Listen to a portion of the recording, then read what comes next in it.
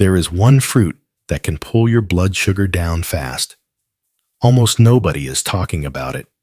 Small but solid studies show a simple pre-meal tweak, like apple cider vinegar, can cut after-meal spikes by as much as 30%, and a short walk right after you eat can blunt the rise the very same day.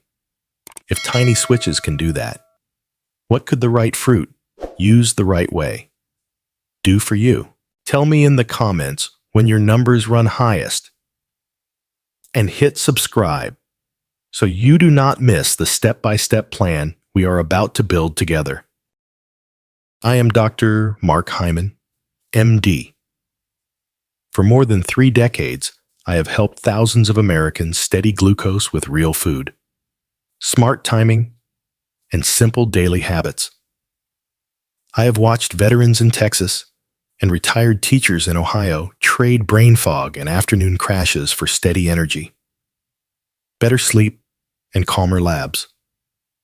My work is about turning biology into something you can do at your kitchen table, pairing carbohydrates with fiber, protein, and healthy fat, moving right after meals, reading labels without the traps, and using one surprising fruit like a tool, not a treat.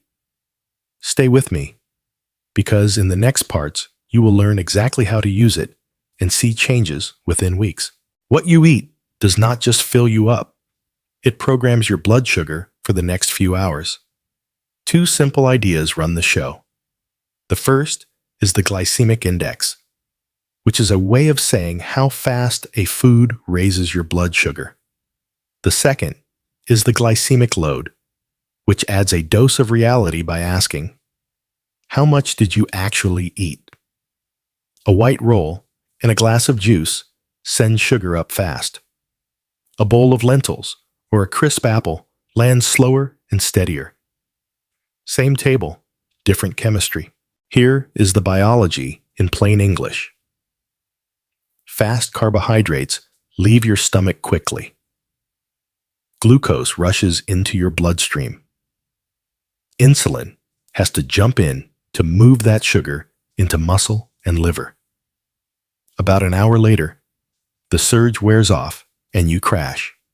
You feel hungry, foggy, and a little irritable.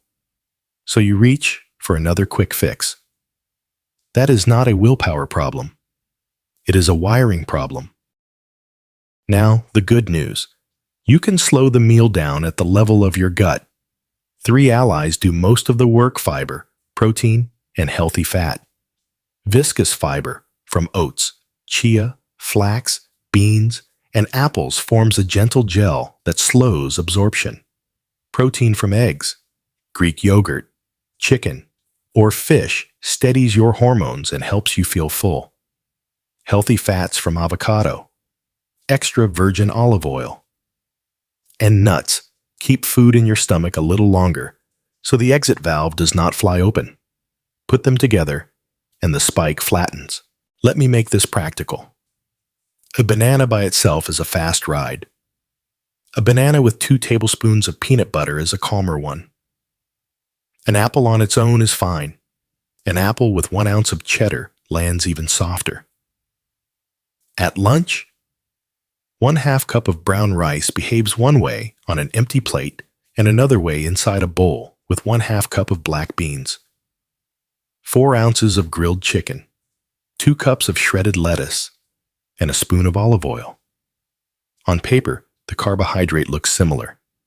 On your meter, the mixed bowl wins. There is also a simple trick called fiber first.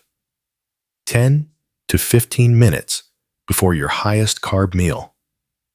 Eat a small crunch of vegetables, like a few carrot sticks or a handful of cucumber, or take a few bites of an apple. That tiny head start lets the fiber gel form so the sugar wave slows down when the main plate arrives. If you like data, check your 1-hour number on 2 different days, with and without that preload. Most people see a softer curve. Portion honesty matters. A palm-sized piece of protein, a generous bed of non-starchy vegetables, A modest serving of slow carbohydrates and a thumb of healthy fat. This frame keeps insulin from doing overtime. Keep fruit whole, not juiced.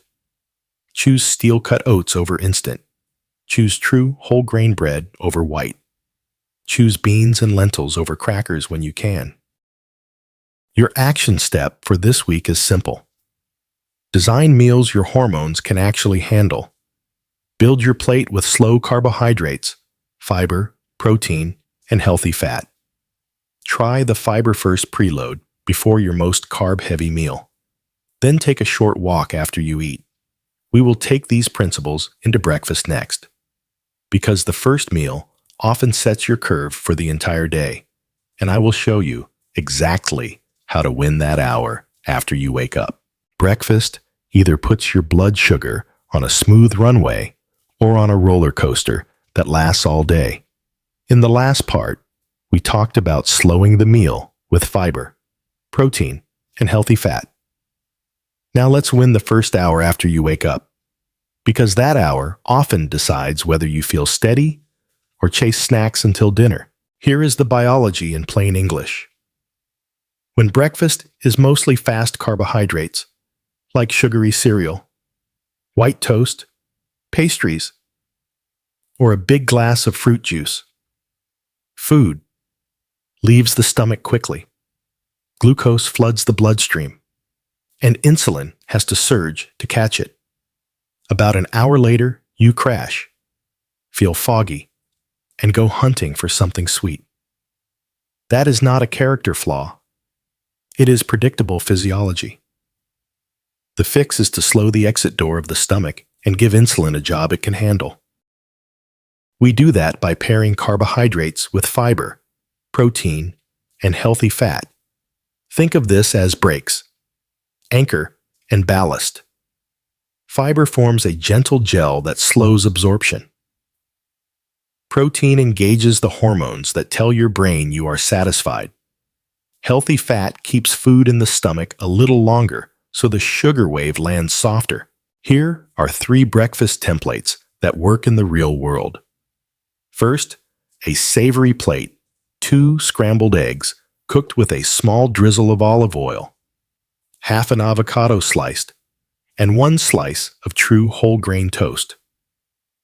Second, a warm bowl, steel-cut oats cooked until tender, then stirred with a spoon of chia seeds, a handful of blueberries, and a small handful of walnuts. Third, a fast smoothie, plain Greek yogurt, blended with a scoop of unsweetened protein powder, half a banana, some ice, and a light ribbon of peanut butter on top. Notice the pattern. Each option pairs the carbohydrate with fiber, protein, and fat so insulin does not have to overreact. Linda in Cleveland tried this reset after years of Raisin Bran and orange juice.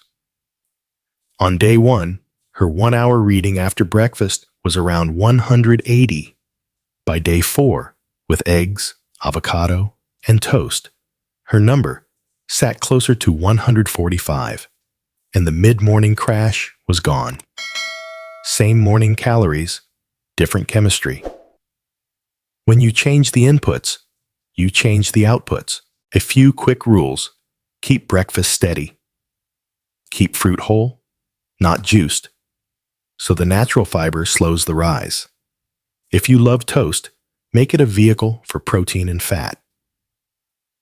Egg on toast beats jam on toast. If you choose oats, reach for steel-cut or old-fashioned, not instant. Add chia or flax for viscosity and nuts for staying power. Coffee is fine for many people if it is not a dessert in a cup. Skip syrups and candy toppings. And drink your coffee alongside a real breakfast, so caffeine does not amplify a sugar spike. If you like data, use your meter as a coach. Many people feel their best when breakfast does not push the 1-hour number much beyond the mid-140s. If yours is higher, adjust in small steps. Add a bit more fiber or protein. Shrink the fast carbohydrates. Or swap to a slower option like steel-cut oats instead of instant. Then retest another morning. Consistency beats perfection. Your action for the next 7 mornings is simple. Pick one template and repeat it at roughly the same time. Drink a tall glass of water when you wake up. If you can, take a short, easy walk after you finish eating. Jot down how long you stayed full and how your energy felt by late morning. In the next part, I will show you a tiny movement habit after meals that flattens spikes even if you never set foot in a gym. We just fixed breakfast, so your day does not start on a sugar roller coaster. Now, let us use the easiest movement prescription I know to flatten the spike after meals without a gym membership. A light walk for 10 to 15 minutes right after you eat. This is not about burning off calories. It is about how muscle changes your chemistry in real time. Here is the biology in plain English. When your leg muscles contract, they move special doorways called GLUT4 to the surface of the muscle cell. Those doorways pull glucose out of your bloodstream and into working muscle, even if insulin is not doing a perfect job. In other words, a short, easy walk turns your legs into a sponge for sugar. The peak is lower, the crash is softer, and your pancreas gets a break. This has been tested in older adults. In a diabetes care study led by DiPietro and colleagues, 3 short walks of about 15 minutes taken after meals lowered 24-hour glucose more than one single session of 45 minutes done once a day. Same total time, very different chemistry. I see the same pattern in clinic. Linda in Cleveland added a relaxed after-dinner loop around her block that took about 12 minutes at a conversational pace. Within a week, her 1-hour reading after that meal dropped by roughly 20 to 30 milligrams per deciliter, and the late evening snack urge faded. Tom in Austin keeps a simple 5-5-5 rule on busy days: 5 minutes up and down the driveway, 5 minutes circling the kitchen island while tidying, and 5 minutes pacing the hallway while returning a call. It adds up to 15 minutes and keeps his after-lunch curve tame. Here is how to make this automatic. Timing. Begin within about 10 minutes of your last bite, or stand up soon after your first bite and stroll as you go.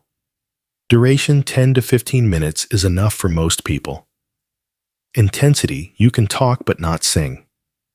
That is a comfortable pace, not a workout. Route a flat sidewalk, a mall loop, a couple of blocks around the neighborhood, or even laps in your hallway if weather is rough.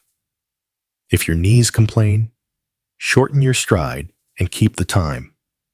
If you cannot leave the house, march in place, climb a few stairs, or do gentle sit-to-stands for the same time window. The point is movement, not mileage. Pair the walk with simple hydration.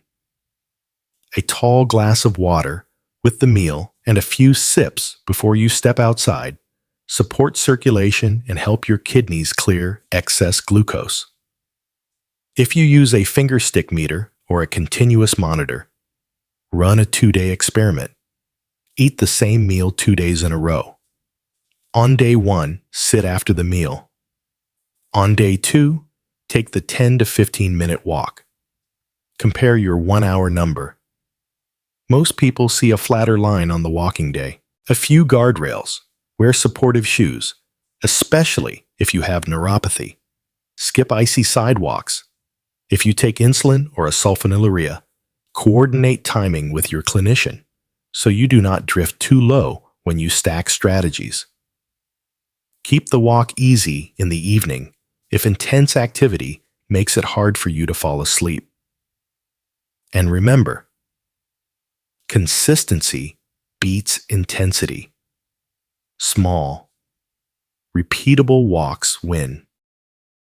Tonight's lesson is simple. Move the glucose where it belongs, into muscle. 10 to 15 minutes after your highest carb meal can change the rest of your evening.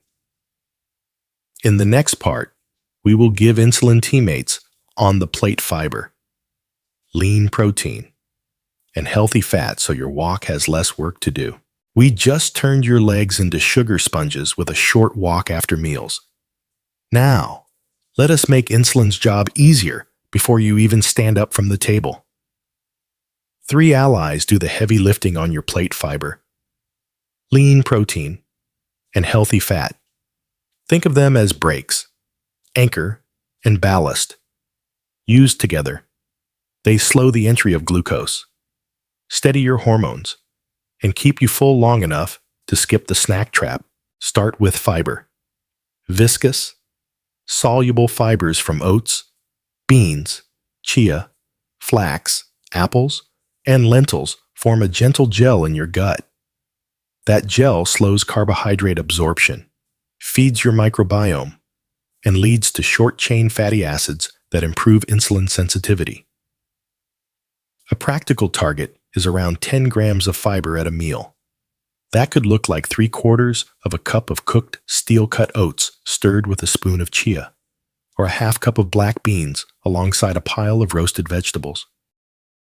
Protein comes next. 25 to 35 grams at a meal engages satiety hormones like GLP-1 and PYY, preserves muscle, and slows gastric emptying so the sugar wave lands softer. In real food terms, that is 2 eggs with a few spoonfuls of Greek yogurt, or 4 to 5 ounces of chicken thigh, or a 5-ounce salmon fillet, if you are on the go. A smoothie with plain Greek yogurt and an unsweetened protein scoop gets you there without the sugar rush. Healthy fats round it out. A tablespoon of extra virgin olive oil, half an avocado, or about 1 ounce of nuts does not spike sugar. It slows the meal, adds flavor, and supports heart health. Pair fats with fiber and protein, not in isolation. A salad built with 2 cups of mixed greens, a half cup of lentils, 4 ounces of grilled chicken, and a tablespoon of olive oil will land very differently than a plate of white pasta and butter. Tom from Austin used to love a big deli sandwich with chips. His 1-hour number often hit the 160s. We rebuilt lunch as a burrito bowl, a half cup of brown rice, a half cup of black beans, 4 ounces of grilled steak or chicken, pico de gallo, 2 cups of shredded lettuce, and a tablespoon of olive oil, with a handful of grapes for dessert, paired with his 12-minute walk. His 1-hour meter now sits in the mid-130s, and the mid-afternoon crash is gone. Now, for a bonus team, you probably own already spices. Cinnamon has been linked in human studies to lower fasting glucose and improved insulin function at around 1 teaspoon a day. Stir it into oats or Greek yogurt, or dust it over coffee that is not sweetened. Turmeric, thanks to curcumin, is anti-inflammatory and antioxidant. A pinch of black pepper boosts absorption.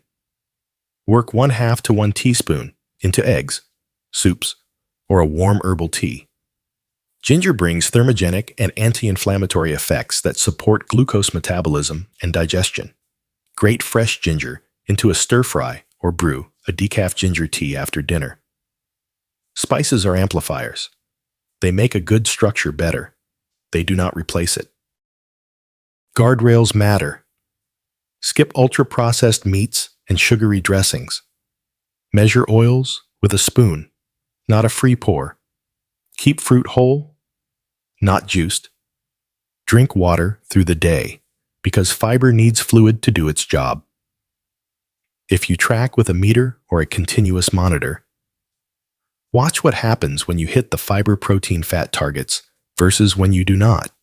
You will see a smoother climb and a softer landing. Tonight's lesson: give insulin teammates on the plate. Then let your walk finish the play. In the next part, we will expose the hidden sugars that quietly break your progress and add one simple pre-meal habit with apple cider vinegar that can cut a starchy spike by a meaningful margin. You just gave insulin real teammates on the plate. Now, let us remove the saboteurs that slip past most people hidden sugars. The front of the box may promise light, fit, or natural, but your liver only sees added sugar. That pushes insulin up, stores more fat, and sets you up for cravings an hour later. Start with the nutrition facts label. Find added sugars. Every 4 grams is about 1 teaspoon. A small flavored yogurt, around 6 ounces, often carries about 18 to 20 grams of added sugar. A so-called healthy granola bar can hide 10 to 12 grams. 2 tablespoons of bottled salad dressing often pack 6 to 8 grams. A half cup of jarred marinara sauce can deliver 8 to 12 grams. Fruit juice, even 100%, removes fiber and sends sugar in fast. Your pancreas pays for that convenience. Decode the aliases: corn syrup, high fructose corn syrup; cane sugar, brown rice syrup; maltodextrin, dextrose, fructose; evaporated cane juice. Different names, same metabolic hit. No sugar. Added products can still be sugar-heavy if they use concentrated fruit juices. Diet and zero drinks swap sugar for sweeteners that, for some people, can stoke cravings or bother the gut. Natural does not automatically mean gentle on your glucose. Here is a 3-step label drill that works in real life. First, scan added sugars and divide by 4 in your head to see teaspoons. Set a personal ceiling for snacks, often 5 to 6 grams or less. Second, read the ingredient list. The earlier a sugar alias shows up, the more of it is in there. Third, choose structure over sweets. Build snacks with fiber, protein, and healthy fat so the same calories land softer. Now, let us add one simple pre-meal habit that consistently flattens a starchy spike: apple cider vinegar. Mix a small splash, about 1 teaspoon up to 1 tablespoon, into a glass of water and drink it about 10 to 15 minutes before meals, especially when you eat rice, pasta, potatoes, or bread. The acidic acid slows stomach emptying and dampens starch breakdown, which has been shown in small clinical trials to lower the after-meal rise by about 20 to 30%. Do not take it straight. Use a straw, rinse your mouth, and skip this tool if you have active gastritis or significant reflux without checking with your clinician. Apple cider vinegar is not magic. It works best alongside your plate formula and your short walk. Let me make this practical. Swap a flavored yogurt for plain Greek yogurt with a handful of berries and a small handful of almonds. Replace bottled dressing with a quick vinaigrette from extra virgin olive oil and a squeeze of lemon. Trade the granola bar for real food: an apple with 1 ounce of cheddar, carrots with 2 generous spoonfuls of hummus, or a hard-boiled egg with a handful of walnuts. Keep fruit whole, not juiced. Linda used to end lunch with a sweetened iced tea and a light snack bar. Her 1-hour reading lived in the 170s. We cut the sweet tea, rebuilt the snack, and added the apple cider vinegar sip before her starchier meals. Within a week, her 1-hour rises fell by roughly 20 to 30 milligrams per deciliter, and the late afternoon hunt for sugar faded.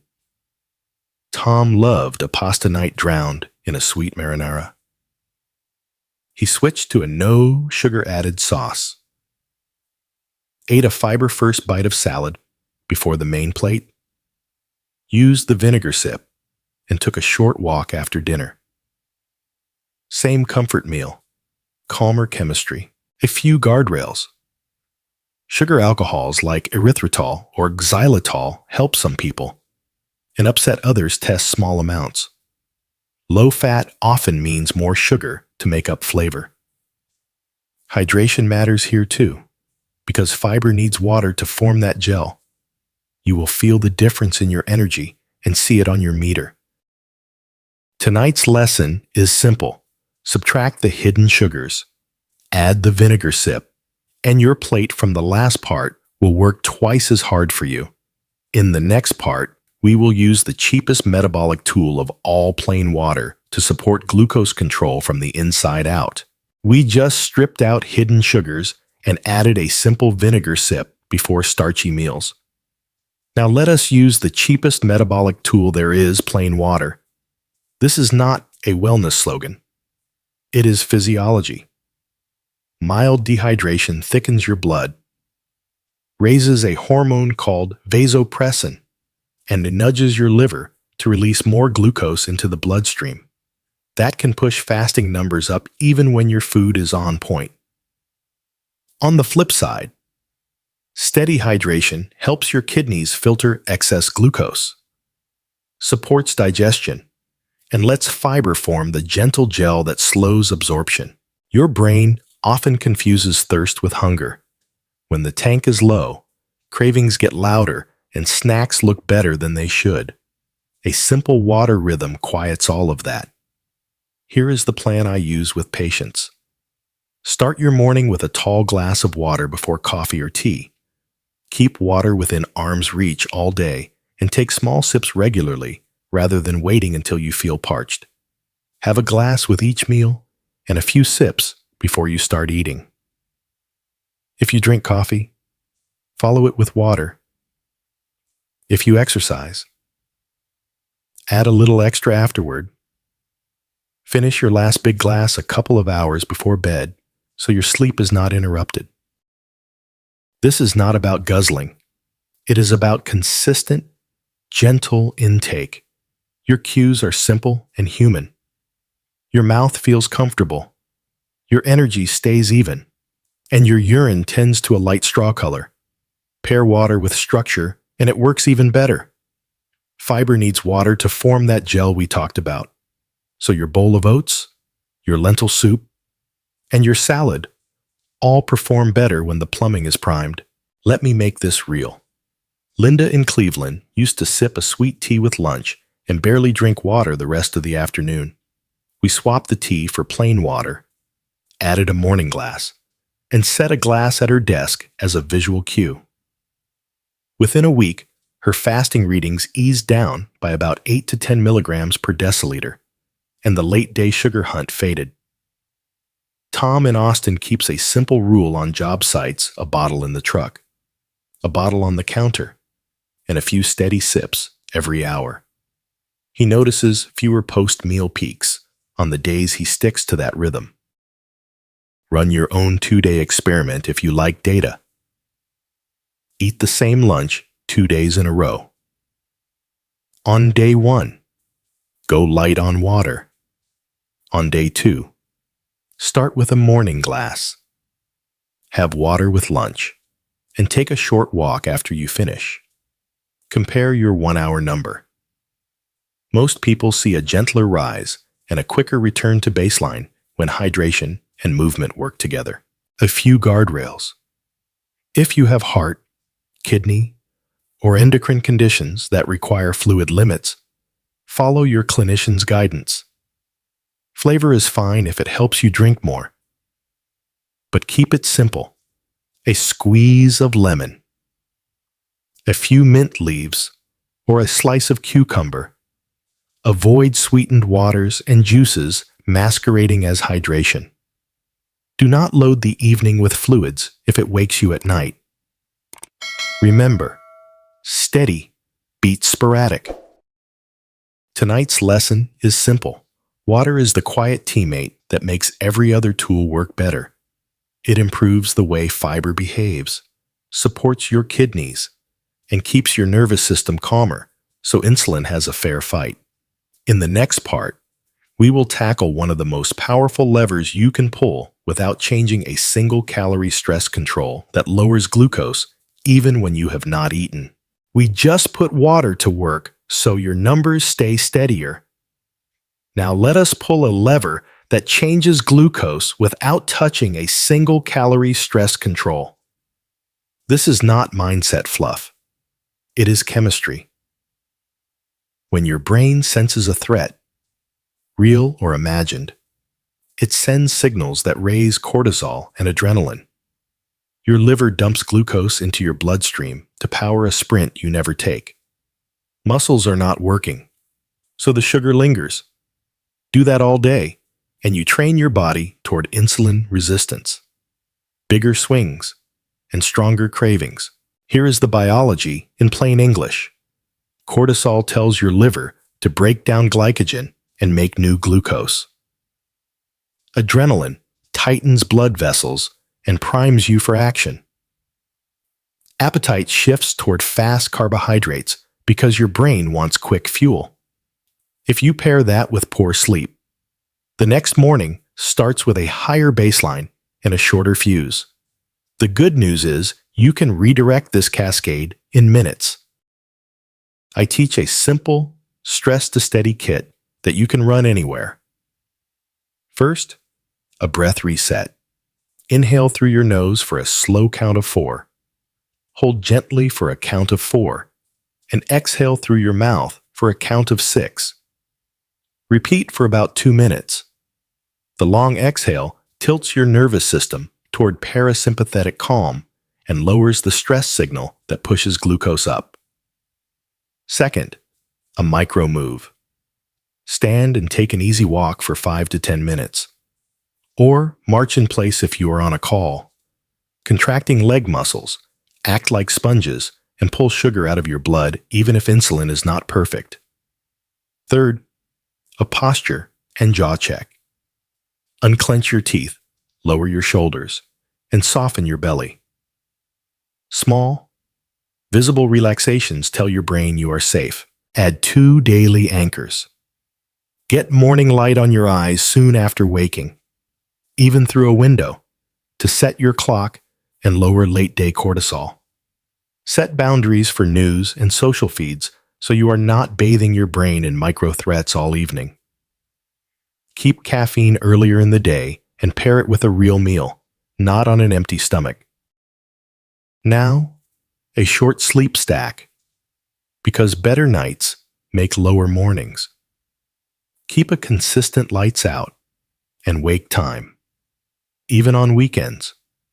Make your room cool, dark, and quiet. Park your phone across the room an hour before bed and swap scrolling for a warm shower, a few pages of a book, or a gentle stretch. Finish your last big glass of water a couple of hours before bedtime so you are not up in the night. Sleep is when insulin works best, and the brain resets your appetite signals. Real people, real wins. Linda in Cleveland started using the breath reset before hard phone calls, then took a relaxed loop around her block. Within a week, her late afternoon spikes fell by roughly 15 to 20 milligrams per deciliter, and the pantry raid stopped. Tom in Austin added a 5-5-5 routine on stressful workdays, 5 minutes of box breathing, 5 minutes of light walking, 5 minutes of tidying while on a headset. His after-lunch peak now lands a full notch lower without changing food. Guardrails.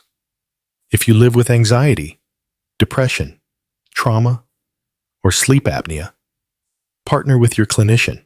These tools support care. They do not replace it. Keep movement gentle in the evening if intensity makes it hard to fall asleep.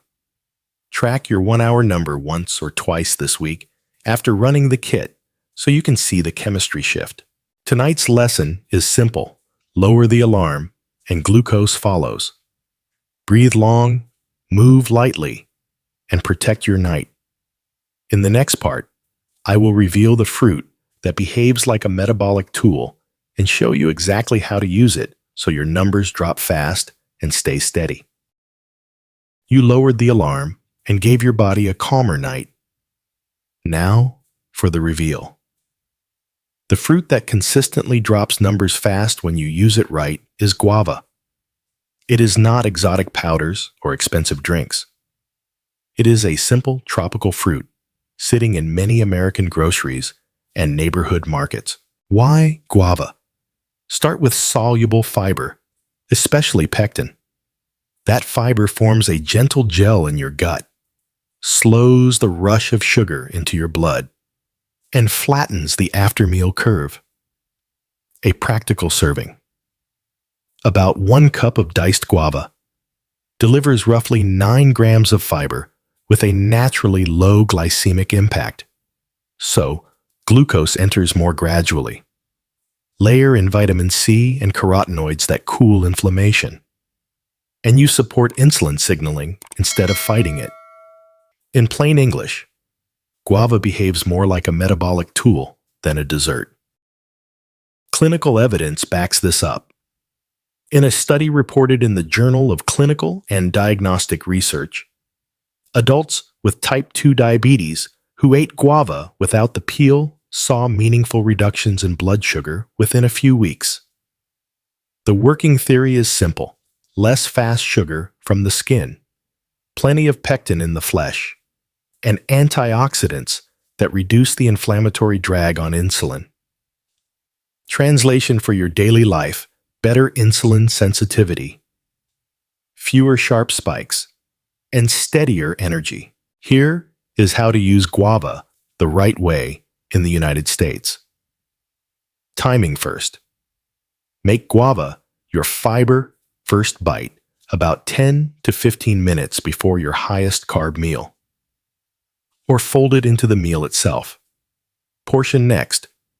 Start with 1 medium fruit or about 1 cup diced and test with your meter or your continuous monitor. Pairing matters.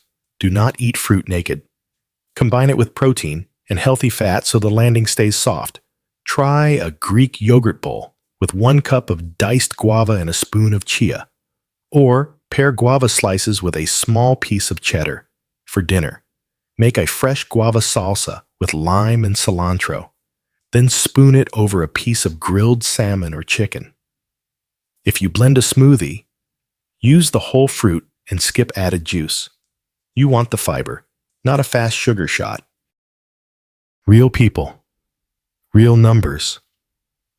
Linda swapped her afternoon granola bar for a cup of guava with a small handful of almonds. Then took a short walk.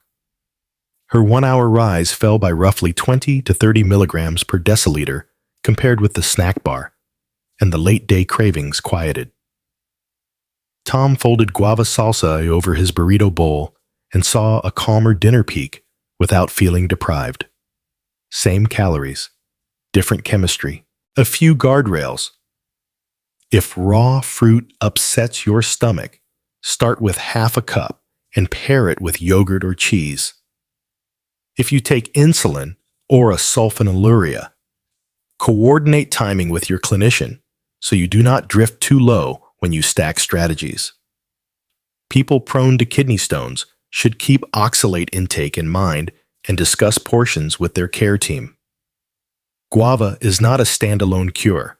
It works best inside the plate and movement routines you have already built. Your 7-night guava protocol is simple. On day 1 and day 2, have half to 1 cup of guava as a fiber-first bite before your starchiest meal, with a tall glass of water. On day 3 through day 5, keep the guava and add 20 to 30 grams of protein and a modest serving of healthy fat. Then take a short walk after you eat. On day 6 and day 7, repeat the combo that gave you the smoothest curve. Track your 1-hour and 2-hour readings and your morning fasting number. Most people see a gentler line within a week. Bottom line, guava checks the boxes that matter for glucose control, fiber-rich, antioxidant-dense, and naturally low in glycemic impact. Use it like a tool, not a treat, and let the numbers convince you. In the closing segment, I will stitch all 9 parts into one simple plan you can live with for the long run. You are not stuck with wild glucose swings. You have a playbook that works in the real world. We started by exposing how fast and slow carbs behave. Then used the glycemic index and load as simple lenses, not rules to fear. We rebuilt breakfast so the first hour sets a steady curve.